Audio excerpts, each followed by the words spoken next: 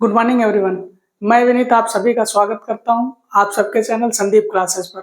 जैसा कि आप सभी को पता है, डेली के तरीके से हम साइंस की प्रैक्टिस करवाते हैं। आपका एग्जाम थोड़ा पोस्टपोन हुआ है, तो आपकी जो भी जिसमें प्रॉब्लम रह रही, अगर मैथ में दिक्कत लग रही तो मैथ को और अच्छा कर लीजिएगा। वो अब रेलवे ने थोड़ा टाइम दे दिया है, तो उसको और भी बेटर करिएगा। अब ये बहुत दिन टाइम नहीं मिलेगा आपको। अभी 2-4-10 दिन में कोई ना कोई नोटिस आएगी जो एग्जाम डेट को लेके होगी। अब कोर्ट केस फाइनल हो गया है, उसमें सब सारे लोग बैठेंगे, 10th और ITI दोनों बैठेंगे।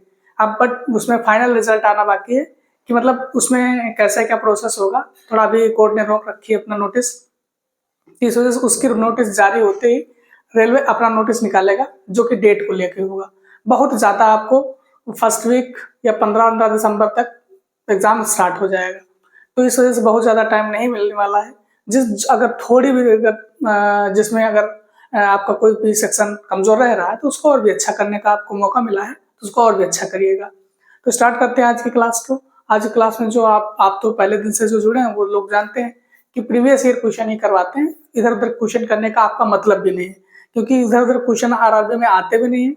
पूरा NCERT क्वेश्चन आता है, वो डिक्टो लाइन टू लाइन आता है क्वेश्चन। तो इस वजह से आप अगर पढ़ भी रहे हो तो NCERT ही पढ़ो। तो इस वजह से स्टार्ट करते हैं आज की क्लास को। अब बहुत अच्छे से आप पढ़िएगा, अपने दोस्तों में भी इस क्लास को शेयर करिएगा, चैनल को भी सब्सक्राइब करके रखिएगा। ठीक है, देखते हैं आज की क्लास को। आज की क्लास जो पहला क्वेश्चन है, आज की क्लास का फर्स्ट क्वेश्चन है,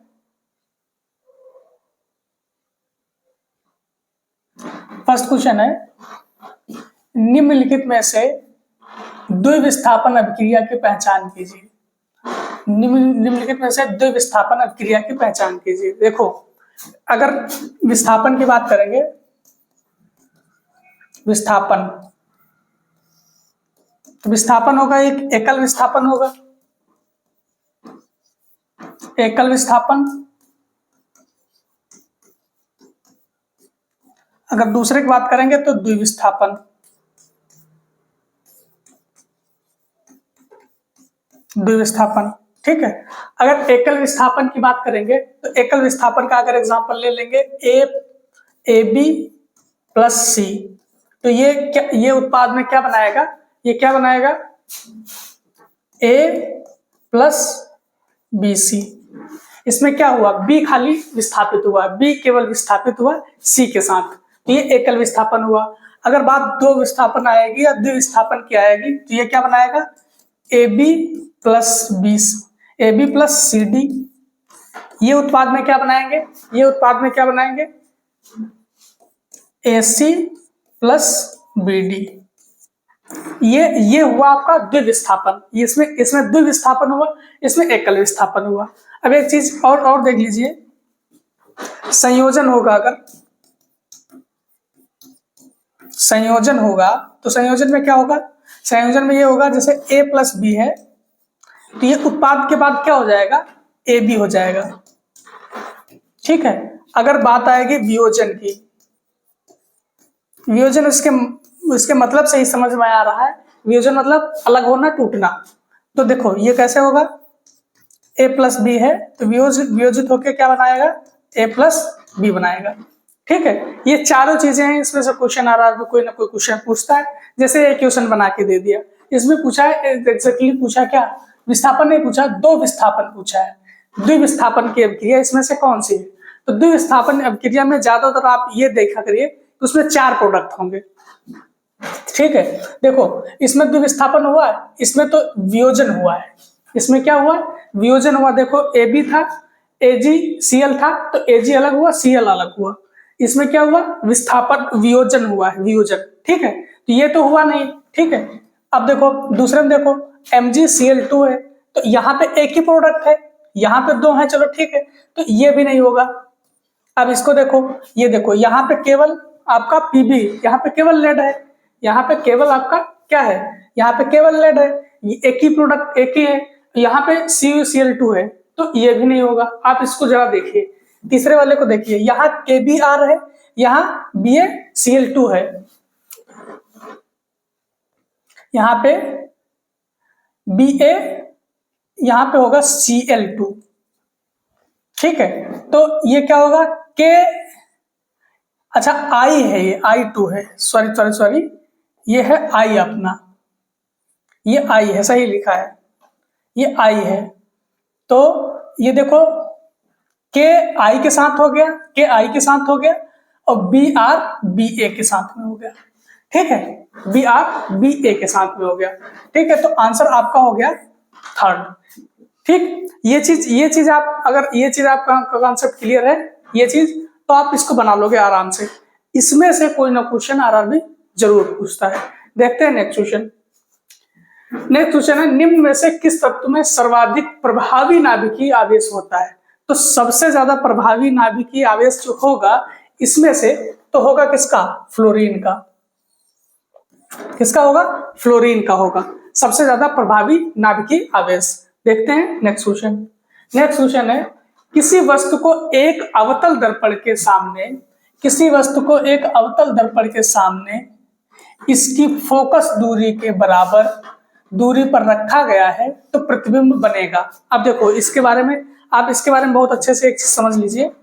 अगर मान लो ये अवतल दर्पण है, अवतल दर्पण है, तो इसका मुख्य अक्ष क्या है? ये मुख्य अक्ष, मतलब मुख्य अक्ष या फिर कैसा ध्रुव है, ध्रुव है।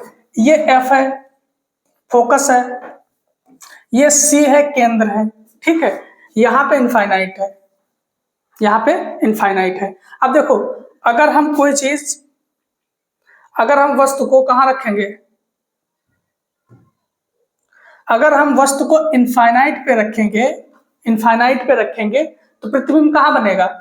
अगर इनफाइनाइट पे रखेंगे तो प्रतिबिंब बनेगा फोकस पे।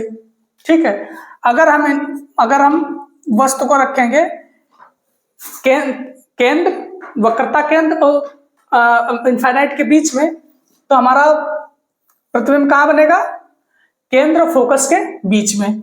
अगर हम रखेंगे वस्तु को वक्रता केंद्र पर, तो वक्रता केंद्र पर रखते ही फोकस, अब आप जो वस्तु का प्रतिबिंब बनेगा वक्रता केंद्र पर ही बनेगा। अगर हम वस्तु को केंद्र और फोकस के बीच में रख रहे हैं, केंद्र और फोकस के बीच में रख रहे हैं, तो हमारा जो प्रतिबिंब बनेगा, केंद्र जो बनेगा तो केंद्र और इनफाइनाइट के बीच में बनेगा। अगर हम फोकस पर रख रहे हैं वस्तु को फोकस पर रख रहे हैं, तो हमारा जो प्रतिबिंब बनेगा इनफाइनाइट भी बनेगा। ठीक है, ये चीज आप ये ऐसे याद रखिएगा। ये जैसे 1 है तो ये 1 है, ये 2 है तो ये भी 2 है, ये 3 तो ये भी 3, ये 4 तो ये भी 4, ये 5 तो ये 5। अगर हम ध्रुव और फोकस के बीच में रख दे रहे हैं, ध्रुव और फोकस के बीच में रख दे रहे हैं, तब प्रतिबिंब कहाँ बनेगा? प्रतिबिंब सीधा बनेगा और इसी तरफ बनेगा। ठीक है, सीधा और इसी तरफ बनेगा। अब देखो ये देखो कैसे प्रतिबिंब बनेंगे, ये छोटे बनेंगे, छोटे बनेंगे। ये कैसा बनेगा? ये बराबर बनेगा। ये दोनों कैसे बनेंगे? ये दोनों बनेंगे आपके बड़े। ठीक है, पूरा कैसा बनेगा? वास्तविक उल्टा, वास्तविक उल्टा, उल्टा। बट ये वाला कैसा बनेगा? काल्पनिक या आभासी, काल्पनिक, सीधा और बड़ा। ठीक है, काल्पनिक, सीधा और बड़ा बनेगा। अब इस क्वेश्चन को आप पढ़ो, क्या कह रहा है? क्वेश्चन कह रहा है अवतल दर्पण के सामने इसकी फोकस दूरी के बराबर दूरी पर रखा गया है। फोकस दूरी के बराबर दूरी पर रखा गया, फोकस दूरी के बराबर दूरी पर रखा जाएगा। अगर यहाँ पे कोई चीज रखी है, फोकस दूरी के बराबर दूरी पर रखा गया है, तो अगर 5 पे रखा, फोकस पे रखा गया, तो 5 कहाँ पे इधर बनेगा? देखो कहाँ पर बन रहा है? इनफाइनाइट पे बन रहा है, इनफाइनाइट पे। तो प्रतिबिंब कहाँ पर बनेगा? अनंत पर बनेगा। ठीक है, कहाँ पर बनेगा? अनंत पर। अगर आपको ये डायग्राम क्लियर है तो इससे आप सारे क्वेश्चनों का जवाब आसानी से दे पाओगे, क्योंकि इसमें कोई रटने वाली चीज नहीं, समझने वाली चीज है। अगर समझ जा रहे हो तो आप इजिली कर पाओगे। ठीक है, देखते हैं नेक्स्ट क्वेश्चन। नेक्स्ट क्वेश्चन है, यदि किसी चालक से यदि किसी चालक से गुजरने वाली धारा को 2 गुना कर दिया जाए, मतलब I को 2I कर दिया जाए और उसका विभवांतर 3 गुना कर दी जाए, V बराबर 3V कर दिया जाए तो शक्ति बराबर क्या होगा? आपने फार्मूला पढ़ा होगा, P बराबर V इंटू I, यही तो शक्ति है। इसका अगर यूनिट की बात करें तो वाट। अब देखो वैल्यू पुट करो यहाँ पे, V की वैल्यू 3V, I की वैल्यू 2I, तो कितना हो जाएगा 6VI। ये क्या है, ये P डैश निकल के आया है, तो P डैश बराबर 6 इंटू P, तो कितना हो जाएगा 6 गुनी हो जाएगी। कितना हो जाएगा, पहले से 6 गुना हो जाएगा। अगर हम धारा को 2 गुना करेंगे और वोल्टेज को 3 गुना करेंगे तो हमारा जो शक्ति हो जाएगी 6 गुनी हो जाएगी पहले से। ठीक है, देखते हैं नेक्स्ट क्वेश्चन। नेक्स्ट क्वेश्चन है, निम्नलिखित में से कौन सी गतिविधि पर्यावरण के अनुकूल है? पर्यावरण के अनुकूल मतलब ये कह सकते हो जो आपके पर्यावरण में वो हार्मफुल ना हो, वो नुकसान ना करे, वो चीजों को केमिकल रिएक्ट ना कर पाए। तो ऐसी कौन सी चीजें, ये ऑप्शन आप पढ़ो। देखो, गगनचुंबी इमारतों का निर्माण। गगनचुंबी मतलब ऊंची इमारतें,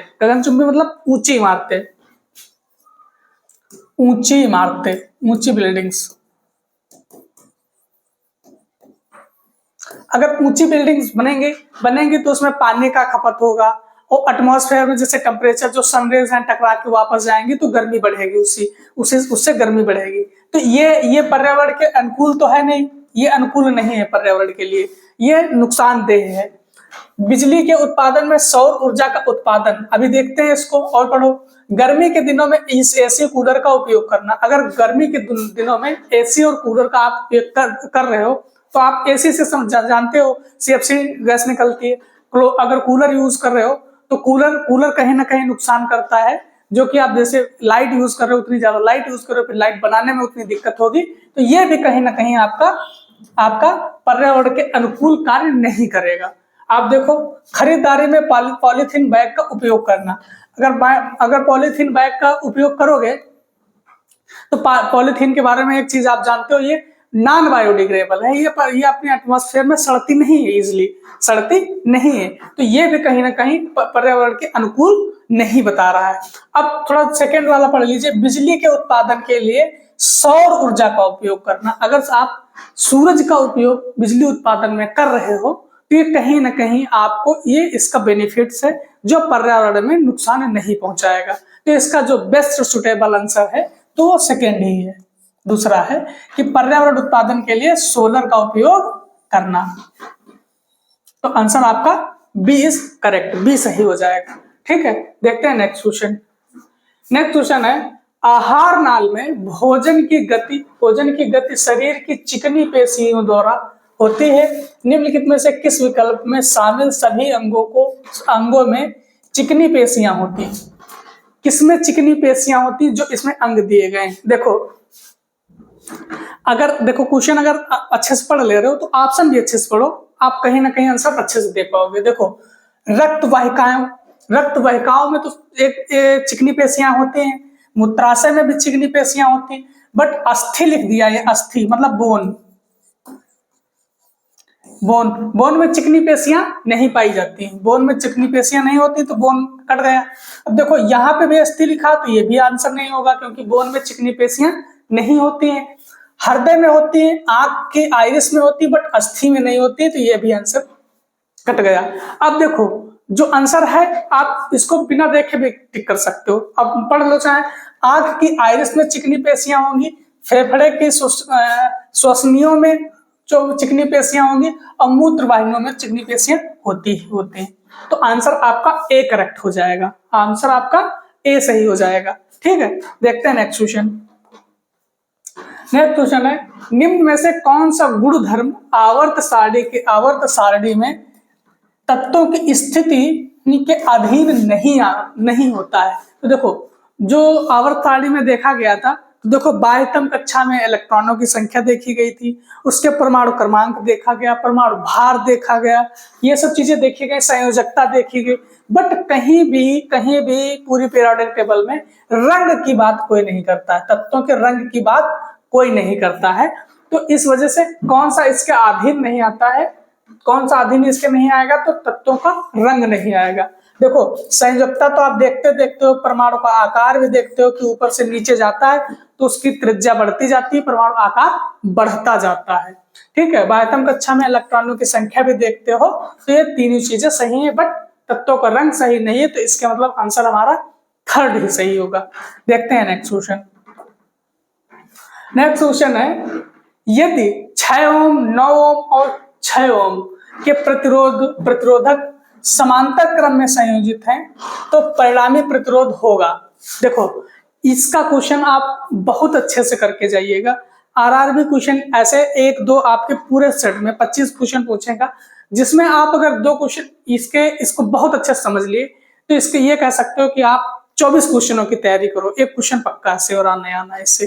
ठीक है, तो देखो अब समांतर क्रम में जुड़े हैं, तो समांतर क्रम में मैंने बहुत बार बोला है, समांतर क्रम में 1/r टोटल निकालने के लिए जितने प्रतिरोध हैं उनको जोड़ दो, ऐड कर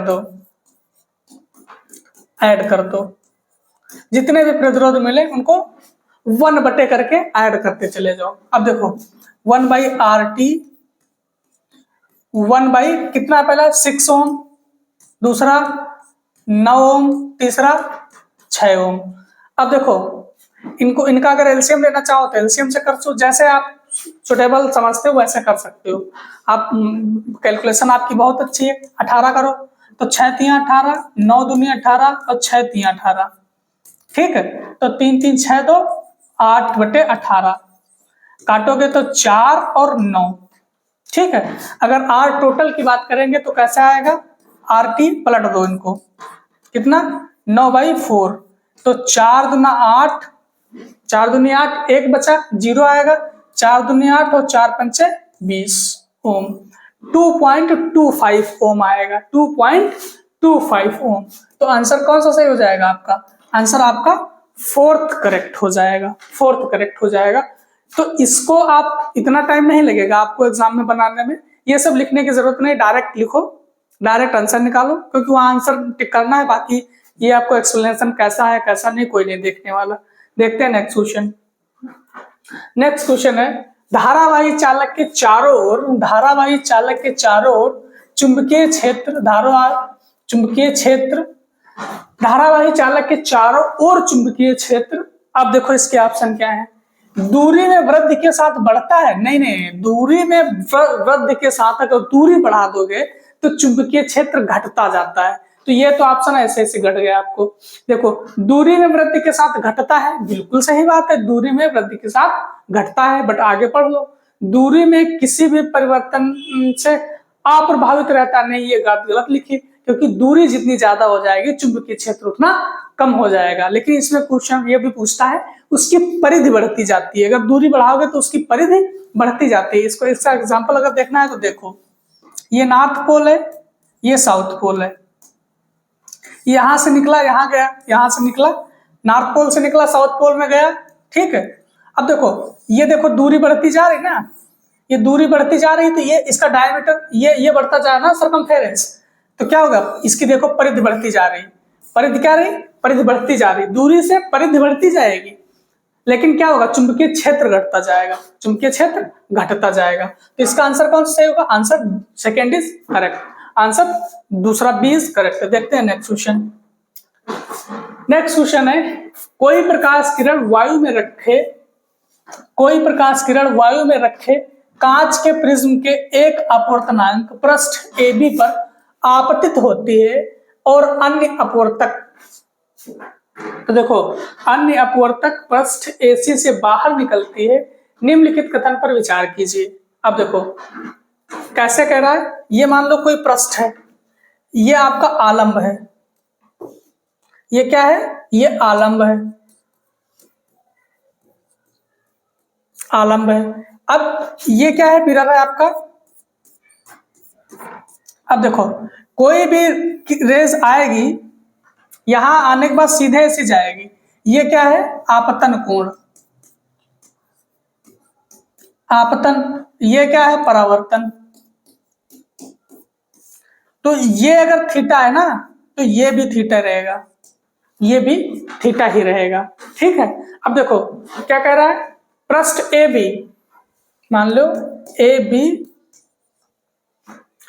पृष्ठ ए बी अपवर्तन कोण, पृष्ठ ए बी अपवर्तन कोण आपतन कोण से कम होता है। पृष्ठ ए बी आपतन कोण अपवर्तन कोण आपतन कोण से, पृष्ठ ए बी पर आपतन कोण, पृष्ठ ए बी पर अपवर्तन कोण आपतन कोण से कम होता है। नहीं, अपवर्तन कोण और आपतन कोण कम नहीं होंगे, क्या होंगे, बराबर होंगे। एसी पर, पृष्ठ एसी पर अपवर्तन कोण आपतन कोण से अधिक होगा? नहीं, ऐसा भी नहीं है, ये भी समान रहेंगे। तो इसमें कौन सा ऑप्शन लगाओगे, ना ए और ना बी। ठीक है, जितना कोण ये रहेगा उतना रहेगा ये आपतन कोण और परावर्तन कोण के बराबर ही रहेगा। देखते हैं नेक्स्ट क्वेश्चन। नेक्स्ट क्वेश्चन है, निम्नलिखित कथनों में से कौन सा सही है? निम्नलिखित कथनों में से कौन सा सही है, सही बताना है आपको। देखो, अजैव पदार्थ पारिस्थितिकी तंत्र के विभिन्न घटकों की सहायता करता है। अजैव निम्नीकरण जो है, अजैव जो पर्यावरण में सड़े ना, वो कह रहा है आपकी पारिस्थितिकी तंत्र के विभिन्न घटकों में सहायता करता है। सहायता नहीं करेगा, ये नेगेटिविटी लाएगा, ये पर्यावरण को नुकसान पहुंचाएगा। तो ये कहीं ना कहीं आपका गलत लिखा है। दूसरा देखो, जैव निम्नीकरण पदार्थ पर्यावरण में लंबे समय तक बने रहते हैं। जैव निम्नीकरण पर्यावरण में लंबे समय तक नहीं बने रहेंगे, वो सड़ जाएंगे एक ड्यूरेशन के बाद, 2, 4, 10 दिन बाद, जिस हिसाब से उनका तो सड़ जाएंगे। बट क्या है, अजैव निम्नीकरण है होता है वो एक लंबे समय तक बने रहते हैं। अजैव निम्नीकरण जो रहेगा वो लंबे समय तक बना रहेगा, बट जैव निम्नीकरण है ये लंबे समय तक नहीं बना रहेगा। इस वजह से ये भी क्वेश्चन गलत हो गया, स्टेटमेंट गलत बता रहा है। अब देखो, एंजाइम, जीवाणु या अन्य मृत जीवी जैव निम्नीकरण पदार्थों पर क्रिया करते हैं और उन्हें अपघटित करते हैं। बिल्कुल सही बात है कि जैव निम्नीकरण में जो सबसे बड़ा कंट्रीब्यूशन करते हैं वो बैक्टीरियाज करते हैं। इनको क्या कहते हैं, इनको एटमॉस्फेयर का जो क्लीनिंग करते हैं ना, क्लीनिंग करने वाला भी जानते हैं। ठीक है, अब देखो, अजैव निम्नीकरण पदार्थ ऊष्मा और दाब जैसी भौतिक प्रक्रियाओं पर अपघटित नहीं हो सकते हैं। नहीं, अगर बहुत सारी प्रक्रियाएं होती तो अपघटित हो जाते हैं, लेकिन ऐसा ये भी इतना संभव नहीं है। जो इसमें सबसे सटीक आंसर है आपका थर्ड है, बिल्कुल सही आंसर है कि एंजाइम, जीवाणु और मृतजीवी जैव निम्नीकरण पदार्थों पर क्रिया करके उनको अपघटित करते हैं। ठीक है, देखते हैं नेक्स्ट क्वेश्चन। नेक्स्ट क्वेश्चन है, निम्नलिखित में से कौन सा प्लास्टर ऑफ पेरिस का उपयोग नहीं है? उपयोग नहीं है कह रहा। पीओपी की बात करें तो देखो, CaSO4,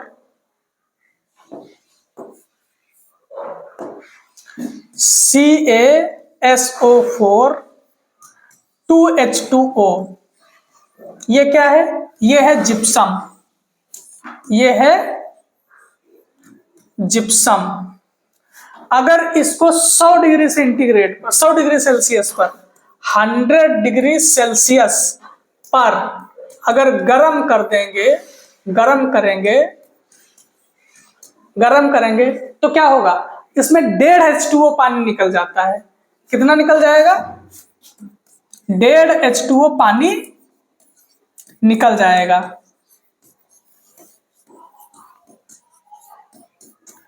अगर 1.5 H2O पानी निकल जाएगा तो बचे कितना का? आधा H2O पानी बच जाएगा। तो आधा H2O बच जाएगा तो फिर कैसे लिखोगे? CaSO4 dot half H2O। इसी को आप बोलते हो क्या? Plaster of Paris, POP. ठीक है, इसका जो काम रहता है टूटी हुई हड्डियों को स्थिर करने में होता है, खिलौनों की सजावट में होता है, और इसका जो उपयोग होता है कि वायु रोधन में भी इसका उपयोग करते हैं कभी कभी। तो देख लीजिए, कह रहा नहीं होता उपयोग, टूटी हुई हड्डियों को हॉस्पिटल जब जाते हो तो जैसे किसी का हाथ वाथ टूट जाता है तो देखते हो उसे प्लास्टर करते हैं ना, तो वो पीओपी लगाते हैं, पीओपी प्लास्टर ऑफ पेरिस से लगाते हैं।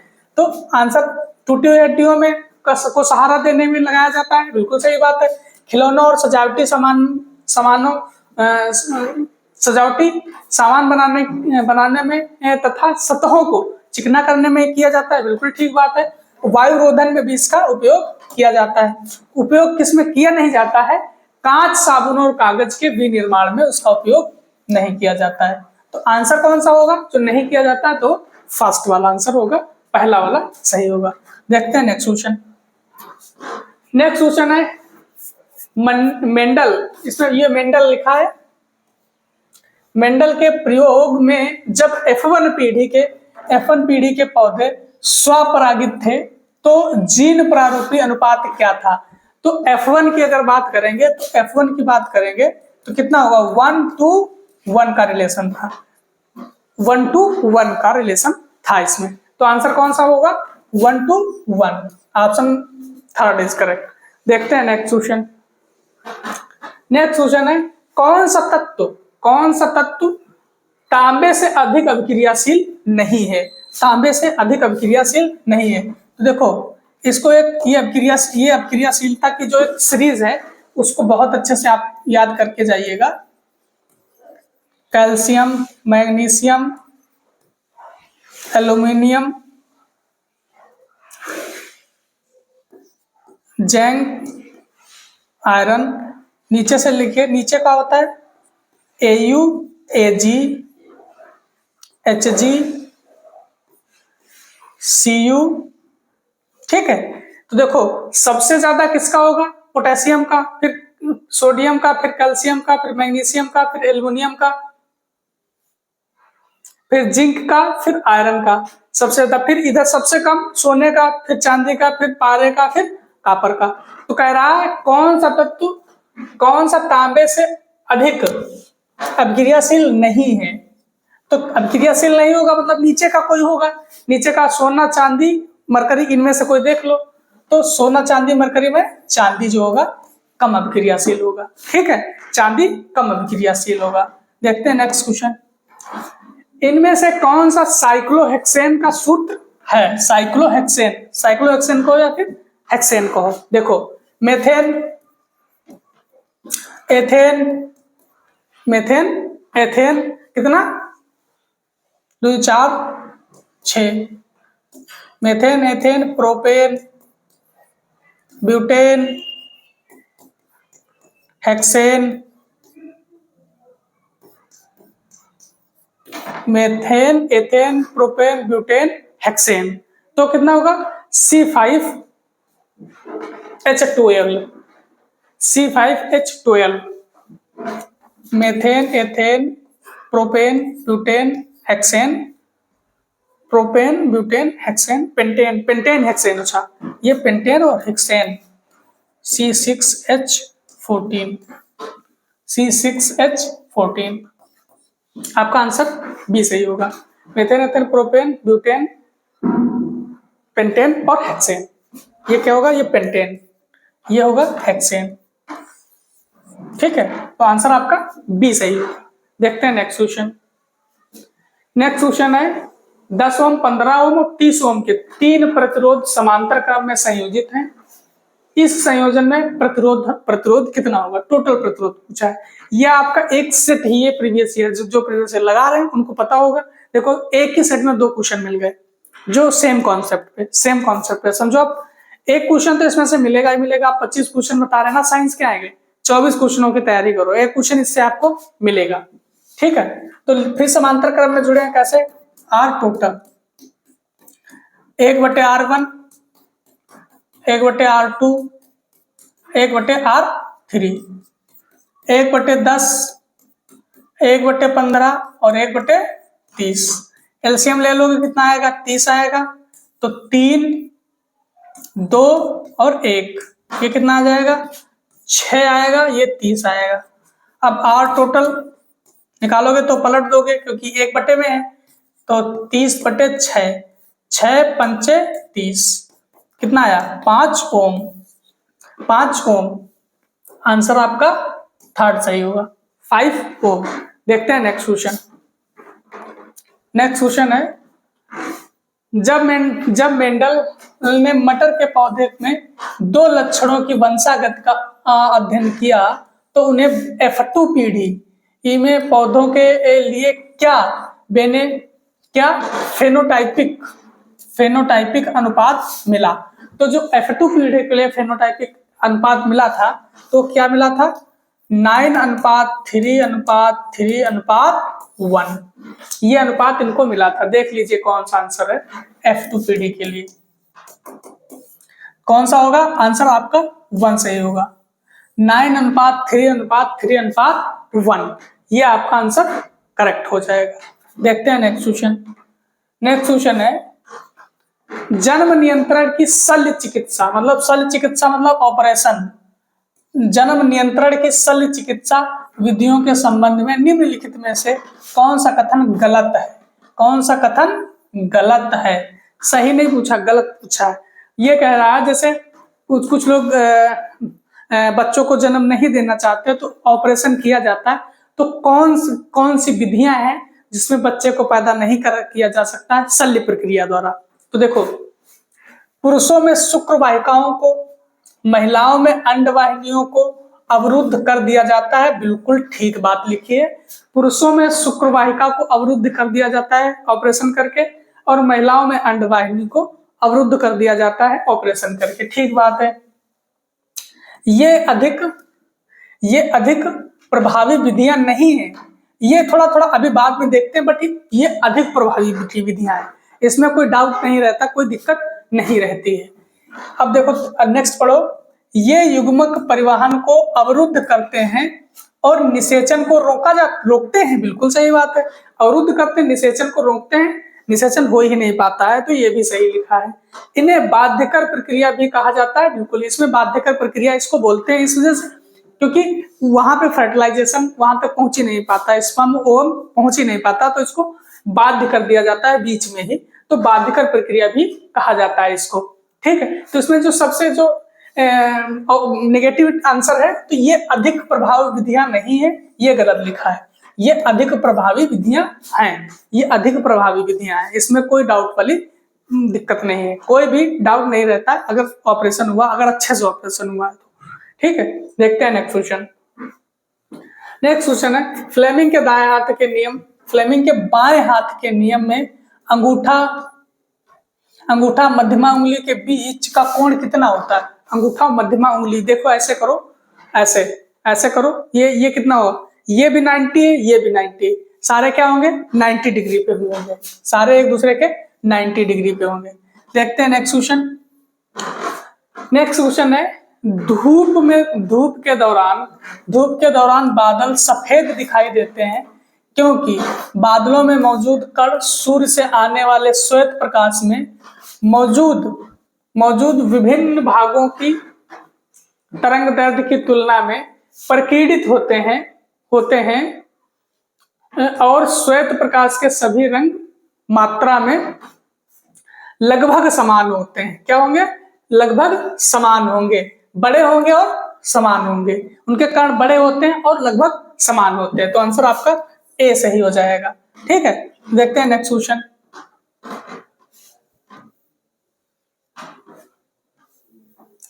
नेक्स्ट क्वेश्चन ये है, क्या है क्वेश्चन, निम्नलिखित में से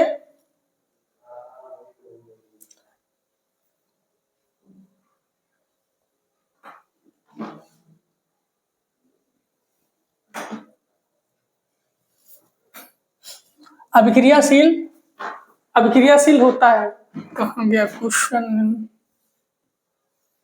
अच्छा ये है क्वेश्चन।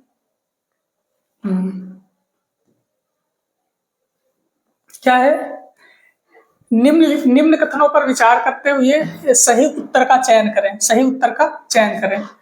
अभिक्रियाशीलता श्रेणी में सबसे ऊपर स्थिर धातु में अधिक अभिक्रियाशील होती है। बिल्कुल ठीक बात कह रहा है कि अभिक्रियाशीलता श्रेणी में ऊपर स्थित धातु में अधिक अभिक्रियाशील होती हैं। ये तो अभी हमने बताया था कि है, पहले से सोडियम है तो सबसे ज्यादा अभिक्रियाशील है। नीचे जितना जाओगे वो उतना कम अभिक्रियाशील है। ठीक है, अब देखो फिर क्या, अभिक्रियाशीलता श्रेणी में सबसे ऊपर स्थित धातु में उनके यौगिक के वैद्युत अपघटनी अपचयन द्वारा प्राप्त की जा सकती हैं। बिल्कुल ठीक बात है, विद्युत अपघटनी अपचयन द्वारा प्राप्त की जा सकती हैं। तो दोनों कथन आपके सत्य हैं, दोनों कथन आपके सही कह रहे हैं। ठीक है, दोनों कथन आपके सही कह रहे हैं। तो कैसा लगा आपको हमारा ये सेशन? अगर सेशन अच्छा लग रहा है तो अपने दोस्तों में शेयर करिएगा और चैनल को भी सब्सक्राइब कर रख लीजिएगा, ताकि जब हमारा लेक्चर आए आपको पता चल जाए इस चीज का। अपनी पढ़ाई अच्छी करते रहिए और एग्जाम जल्दी होने वाला है। Thank you.